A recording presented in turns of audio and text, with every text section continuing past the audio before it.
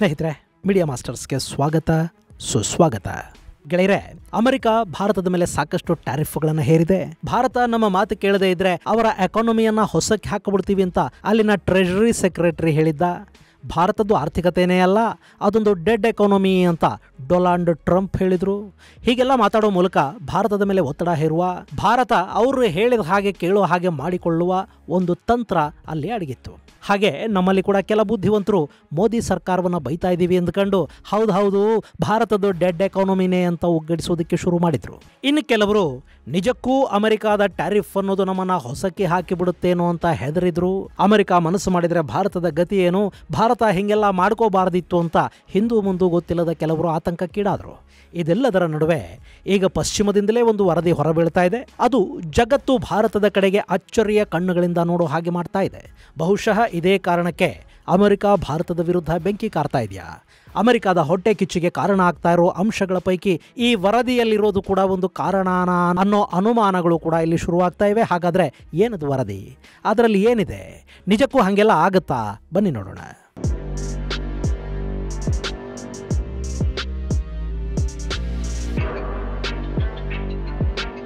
ಗೆಳೆಯರೆ, ಮೊನ್ನೆ ಭಾರತೀಯ ರಿಸರ್ವ್ ಬ್ಯಾಂಕ್ನ ಮಾಜಿ ಗವರ್ನರ್ ರಘುರಾಮ್ ರಾಜನ್ ಸಂದರ್ಶನವೊಂದರಲ್ಲಿ ರಷ್ಯಾದ ತೈಲ ಮತ್ತು ಅಮೆರಿಕದ ಸಿಟ್ಟಿನ ಬಗ್ಗೆ ಮಾತಾಡಿದ್ದಾರೆ. ರಘುರಾಮ್ ರಾಜನ್ ಈ ನಾಡಿನ ಅತಿ ದೊಡ್ಡ ಆರ್ಥಿಕ ತಜ್ಞ ಅಂತ ಅನ್ನಿಸ್ಕೊಂಡವರು. ಈ ಹಿಂದಿನ UPA ಸರ್ಕಾರದ ಅವಧಿಯಲ್ಲಿ ಅವರನ್ನ ರಿಸರ್ವ್ ಬ್ಯಾಂಕ್ನ ಗವರ್ನರ್ ಆಗಿ ಮಾಡಲಾಗಿತ್ತು. ಅಂಥ ರಘುರಾಮ್ ರಾಜನ್ ಈಗ ಭಾರತ ರಷ್ಯಾದಿಂದ ತೈಲ ಖರೀದಿ ಮಾಡ್ತಾ ಇರೋದ್ರಿಂದ ಅಮೆರಿಕಾಗೆ ಸಿಟ್ಟು ಬಂದಿದೆ.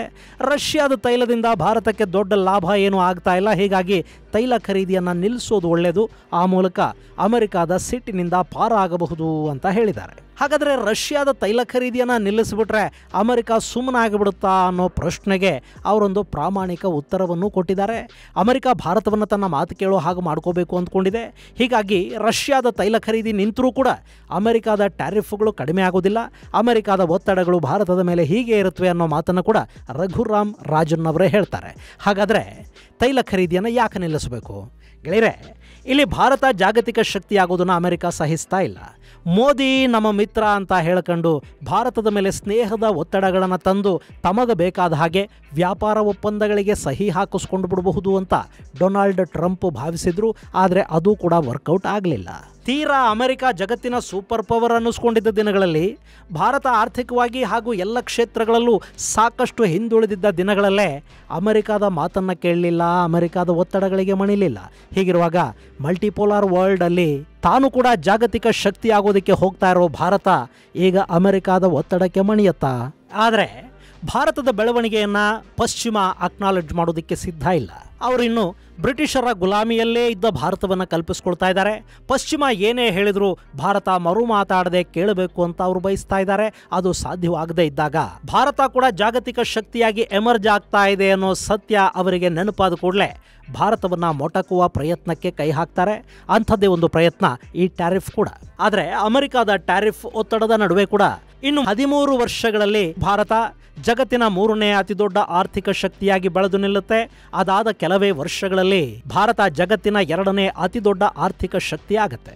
ಅವತ್ತಿಗೆ ಅಮೆರಿಕ 3ನೇ ಸ್ಥಾನಕ್ಕೆ ಕುಸಿಯುತ್ತೆ ಅನ್ನೋ ಮಾತನ್ನ ಅರ್ನೆಸ್ಟ್ ಅಂಡ್ ಯಂಗ್ ಎಕನಾಮಿಕ್ ವಾಚ್ನ ವರದಿ ಹೇಳ್ತಾ ಇದೆ.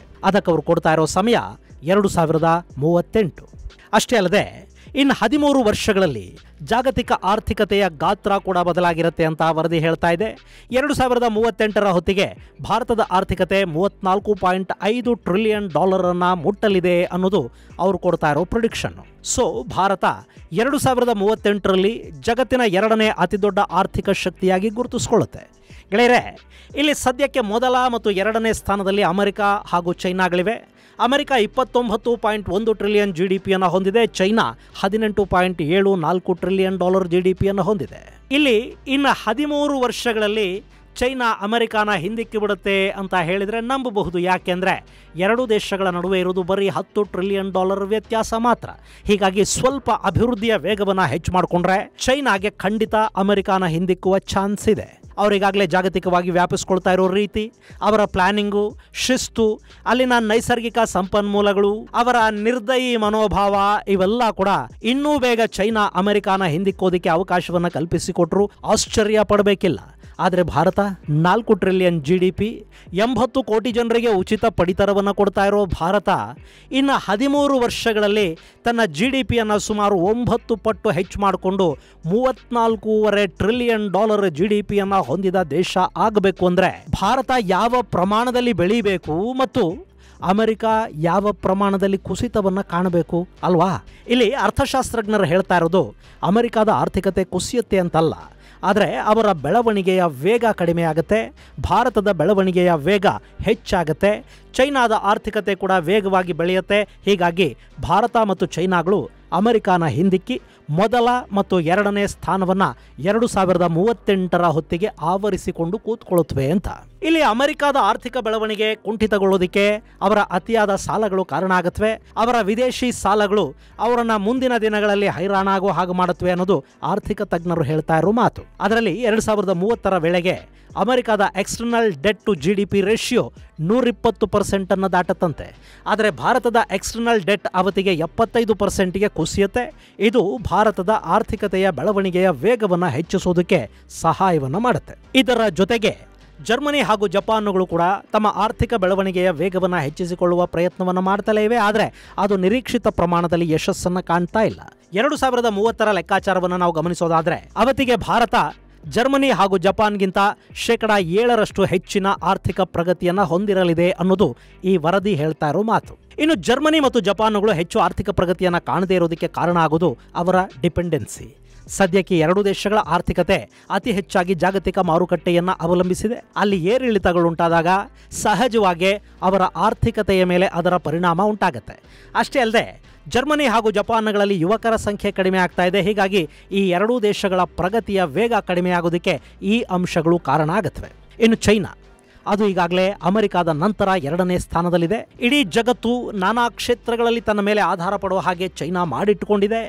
ಜೊತೆಗೆ ಜಾಗತಿಕ ಮಾರುಕಟ್ಟೆಯಲ್ಲಿ ಏರುಪೇರಾದರೂ ಕೂಡ ಅಲ್ಲಿನ ಜನಸಂಖ್ಯೆ, ಅವರ ಖರೀದಿ ಶಕ್ತಿ ಕೂಡ ಚೈನಾದ ಆರ್ಥಿಕ ಪ್ರಗತಿಗೆ ಕೊಡುಗೆಯನ್ನು ಕೊಡುತ್ತೆ.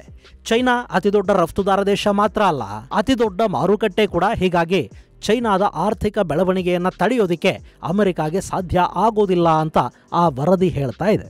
ಇನ್ನು IMF ಕೊಟ್ಟಿರೋ ಆರ್ಥಿಕ ಅಭಿವೃದ್ಧಿಯ ಲೆಕ್ಕಾಚಾರಗಳನ್ನು ನಾವು ನೋಡೋದಾದ್ರೆ 2025ರಲ್ಲಿ ಅಮೆರಿಕಾದ GDP ಅಭಿವೃದ್ಧಿ ಅನ್ನೋದು 1.8%ರಷ್ಟಿದ್ರೆ ಚೈನಾದ ಆರ್ಥಿಕ ಪ್ರಗತಿ 4%ನಷ್ಟಿದೆ. ಆದರೆ ಭಾರತದ ಪ್ರಗತಿ 6.2ರಷ್ಟಿದೆ. ಚೈನಾ ಮತ್ತು ಅಮೆರಿಕಾಗಳಿಗಿಂತ ಹೆಚ್ಚಿನ ಆರ್ಥಿಕ ಪ್ರಗತಿಯನ್ನು ಭಾರತ ಮುಂದಿನ ದಿನಗಳಲ್ಲಿ ಕೂಡ ಹೊಂದಲಿದೆ ಅನ್ನೋದು ಇದರಿಂದ ಕನ್ಫರ್ಮ್ ಆಗ್ತಾ ಇದೆ. ಹಾಗೆಯೇ 2030ರ ಹೊತ್ತಿಗೆ ಚೈನಾದ ಆರ್ಥಿಕ ಪ್ರಗತಿ 3.4%ಗೆ ಕುಸಿಯುತ್ತೆ. ಸೊ ಅವರು ಕೂಡ ತಮ್ಮ ಆರ್ಥಿಕ ಪ್ರಗತಿಯಲ್ಲಿ ಇಳಿಮುಖವನ್ನು ಕಾಣ್ತಾರಾದರೂ ಅಮೆರಿಕಾಗಿಂತಲೂ ಹೆಚ್ಚಿನ ಪ್ರಗತಿಯನ್ನು ಸಾಧಿಸ್ತಾ ಹೋಗ್ತಾರೆ ಅಂತ ಹೇಳಲಾಗ್ತಾ ಇದೆ. ಇನ್ನು ಮುಂದಿನ ದಿನಗಳಲ್ಲಿ ಚೈನಾಗೆ ಕೂಡ ಕಾಡಬಹುದಾದ ಸಮಸ್ಯೆ ಅಂದರೆ ಅಲ್ಲಿನ ವಯೋವೃದ್ಧರ ಸಂಖ್ಯೆ. ಅಂದರೆ ಅಲ್ಲಿ ಕೂಡ ಯುವಕರ ಸಂಖ್ಯೆ ಅನ್ನೋದು ನಿಧಾನವಾಗಿ ಕಡಿಮೆ ಆಗ್ತಾ ಇದೆ, ವೃದ್ಧರು ಹೆಚ್ಚಾಗ್ತಾ ಇದ್ದಾರೆ. ಇನ್ನು 10ರಿಂದ 15 ವರ್ಷಗಳ ನಂತರ ಅಲ್ಲಿ ವೃದ್ಧರೇ ಹೆಚ್ಚಾಗ್ತಾ ಹೋದರೆ ಆಗ ಚೈನಾ ಕೂಡ ಸಮಸ್ಯೆಗೆ ತುತ್ತಾಗುವ ಸಾಧ್ಯತೆ ಇರುತ್ತೆ. ಆಗ ಚೈನಾದ ಆರ್ಥಿಕತೆ ಕೂಡ ನಿಧಾನವಾಗ್ತಾ ಹೋಗುತ್ತೆ ಅಂತ ಆ ವರದಿಯಲ್ಲಿ ವಿವರಿಸಲಾಗಿದೆ.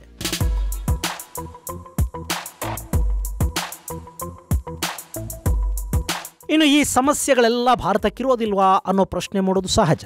ಗೆಳೆಯರೆ, ಭಾರತದ ಮೇಲೆ ಈಗ ಅಮೆರಿಕದ ಟ್ಯಾರಿಫ್ ಇದೆಯಲ್ಲ, ಅದು ನಮ್ಮ GDPಯ ಮೇಲೆ 0.9% ಪರಿಣಾಮವನ್ನು ಬೀರಬಹುದು. ಇನ್ನುಳಿದಂತೆ ಭಾರತದ ಮೇಲೆ ಇದರ ಪರಿಣಾಮ ತುಂಬಾ ಹೆಚ್ಚಾಗೇನು ಗೋಚರಿಸೋದಿಲ್ಲ. ಯಾಕೆಂದ್ರೆ ಭಾರತ ಹೆಚ್ಚಿನ ಪ್ರಮಾಣದಲ್ಲಿ ಬೇರೆ ದೇಶಗಳ ಮೇಲೆ ಅವಲಂಬಿತ ಆಗಿಲ್ಲ. ಭಾರತದಲ್ಲೇ ಅತ್ಯದ್ಭುತವಾದ ಡೈನಮಿಕ್ ಮಾರುಕಟ್ಟೆ ಇರೋದ್ರಿಂದ ಹಾಗೂ ಭಾರತದ ಜನರ ಅಗತ್ಯಗಳನ್ನು ಪೂರೈಸಿದ್ರೂ ಇಲ್ಲಿ ನಮ್ಮ ಉತ್ಪಾದಕರಿಗೆ ದೊಡ್ಡ ಮಾರುಕಟ್ಟೆನೇ ಸಿಕ್ಕಂತಾಗತ್ತೆ. ಇನ್ನು ಭಾರತದಲ್ಲಿನ ಜನಸಂಖ್ಯೆ 142 ಕೋಟಿಯನ್ನ ದಾಟಿಯಾಗಿದೆ. ಸೊ ಭಾರತದ ಮಾರುಕಟ್ಟೆ ಎಷ್ಟು ದೊಡ್ಡದು ಅನ್ನೋದನ್ನ ನೋಡಿದರೆ ಸಂಪೂರ್ಣ ಆಗ್ನೇಯ ಏಷ್ಯಾ ದೇಶಗಳು ಅಂದರೆ Indonesia, Malaysia, Singapore, Vietnam, Philippines, Thailand, Bangladesh, Pakistan, Afghanistan, Iran ಹೀಗೆ ಸಾಕಷ್ಟು ದೇಶಗಳಲ್ಲಿ ಎಷ್ಟು ವ್ಯಾಪಾರ ವ್ಯವಹಾರಗಳು ನಡೆಯುತ್ತವೋ ಅದಕ್ಕೂ ದೊಡ್ಡದಾದ ಮಾರುಕಟ್ಟೆ ನಮ್ಮಲ್ಲೇ ಅಂದರೆ ಭಾರತ ಒಂದರಲ್ಲೇ ಇದೆ. ಇನ್ನು ಭಾರತದಲ್ಲಿ ಯುವ ಪೀಳಿಗೆ ಕೂಡ ಹೆಚ್ಚಾಗಿದೆ. ಹೀಗಾಗಿ ಉತ್ಪಾದನಾ ವಲಯಕ್ಕೆ ಬೇಕಿರುವ ಮಾನವ ಸಂಪನ್ಮೂಲ ನಮ್ಮಲ್ಲಿ ಹೇರಳವಾಗಿ ಸಿಗುತ್ತೆ. ಇನ್ನು ಭಾರತೀಯರು ಹೆಚ್ಚು ಉಳಿತಾಯವನ್ನು ಮಾಡ್ತಾರೆ ಅನ್ನೋ ವರದಿ ಕೂಡ ಇದೆ. ಹೀಗಾಗಿ ಜಾಗತಿಕ ಆರ್ಥಿಕ ಕುಸಿತಗಳು ಭಾರತವನ್ನು ತುಂಬಾ ಸಮಸ್ಯೆಗೆ ತುತ್ತಾಗದ ಹಾಗೆ ನೋಡ್ಕೊಳ್ಳುತ್ತವೆ. ಇನ್ನು ಮುಂದಿನ ದಿನಗಳಲ್ಲಿ ಎಲ್ಲೆಲ್ಲಿ ವೃದ್ಧರ ಸಂಖ್ಯೆ ಹೆಚ್ಚಾಗುತ್ತೋ ಆ ದೇಶಗಳು ಉತ್ಪಾದನಾ ವಲಯವನ್ನಾಗಿ ಭಾರತವನ್ನೇ ನೋಡಬೇಕಾಗಿ ಬರುತ್ತೆ. ಭಾರತಕ್ಕೆ ಬರೋ ಹೂಡಿಕೆಗಳು ಹೆಚ್ಚಾಗುತ್ತವೆ. ಭಾರತ ಚೈನಾದ ಹಾಗೇನೆ ಜಾಗತಿಕ ಫ್ಯಾಕ್ಟರಿ ಅನ್ನಿಸ್ಕೊಳ್ತಾ ಹೋಗುತ್ತೆ. ಜೊತೆಗೆ ಸರ್ವಿಸ್ ಇಂಡಸ್ಟ್ರಿಯಲ್ಲಿ ಕೂಡ ಭಾರತ ವರ್ಲ್ಡ್ ಲೀಡರ್ ಆಗಿ ಮುಂದುವರಿಯುತ್ತೆ. ಇಂಥ ಸಾಕಷ್ಟು ಕಾರಣಗಳು ಭಾರತದ ಆರ್ಥಿಕತೆಯನ್ನು ಸದೃಢಗೊಳಿಸ್ತಾ ಹೋಗುತ್ತವೆ ಅಂತ ಆ ವರದಿ ಹೇಳಿದೆ. ಇನ್ನು ಮುಂದಿನ ದಿನಗಳಲ್ಲಿ ಭಾರತದ ಅಭಿವೃದ್ಧಿಯ ವೇಗ ಕೂಡ ಹೀಗೆ ಸ್ಥಿರವಾಗಿ ಮುನ್ನಡೆಯುತ್ತೆ ಅಂತ IMFನ ವರದಿ ಕೂಡ ತಿಳಿಸಿದೆ.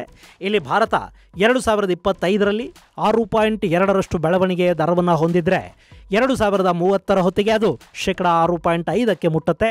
ಇದು 8% ಪ್ರಮಾಣದಲ್ಲಿ ಹೆಚ್ಚಾಗ್ತಾ ಹೋಗಬೇಕು ಅಂತ ಹೇಳ್ತಿದ್ದಾರೆ. ಆದರೆ 2030ರ ಹೊತ್ತಿಗೆ ಅಂದರೆ ಭಾರತ 6.5% ತಲುಪೋ ಹೊತ್ತಿಗೆ ಜಾಗತಿಕ ಪ್ರಗತಿಯ ಮಟ್ಟ 3.1% ಮಾತ್ರವೇ ಇರುತ್ತೆ. ಹೀಗಾಗಿ ಭಾರತದ ಆರ್ಥಿಕ ಪ್ರಗತಿ ಜಾಗತಿಕ ಆರ್ಥಿಕ ಪ್ರಗತಿಗಿಂತ 2 ಪಟ್ಟು ಹೆಚ್ಚಾಗಿರುತ್ತೆ ಅನ್ನೋದನ್ನ ಇಲ್ಲಿ ಎಲ್ಲ ವರದಿಗಳು ಹೇಳ್ತಾ ಇವೆ.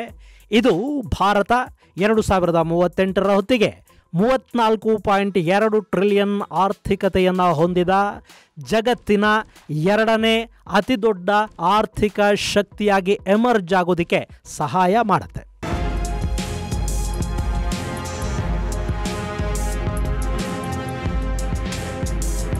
ಗೆಳೆಯರೆ, ನಿಮಗೆ ನೆನಪಿರಬೇಕು 2008ರಲ್ಲಿ ಜಾಗತಿಕವಾಗಿ ರಿಸೆಷನ್ ಬಂತಲ್ಲ, ಆ ಸಂದರ್ಭದಲ್ಲಿ ಭಾರತಕ್ಕೆ ಯಾವ ದೊಡ್ಡ ಮಟ್ಟದ ಸಮಸ್ಯೆಯೂ ಆಗಲಿಲ್ಲ. ಸ್ವಲ್ಪ ಮಟ್ಟಿಗೆ ನಮ್ಮ ಸಾಫ್ಟ್ವೇರ್ ಇಂಡಸ್ಟ್ರಿಯ ಮೇಲೆ ಅದರ ಹೊಡೆತ ಬಿದ್ದಂತೆ ಕಾಣ್ತಾದ್ರೂ ಉಳಿದ ಯಾವ ಕ್ಷೇತ್ರವೂ ಅವತ್ತು ಹೆಚ್ಚು ನರಳಲಿಲ್ಲ.